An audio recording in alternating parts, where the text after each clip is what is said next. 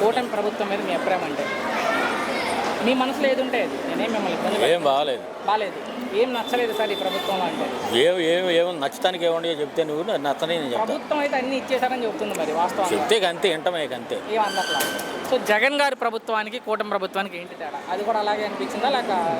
బేదలకు పనిచేసింది అది జగన్మోహన్ రెడ్డిది. ఓకే. ఇది బేదలకు ఏమి చెప్పుకుంటే కేసులు పెడతారని భయపడుతున్నారు వాళ్ళు అంతే. మారు పాదయాత్ర చేస్తారంట జగన్మోహన్ రెడ్డి గారు. చేస్తారు జనరల్గా ఎవరైనా చేస్తారు అబ్బాయి. చేస్తే ఎంతవరకు ప్రభావం ఉండొచ్చు?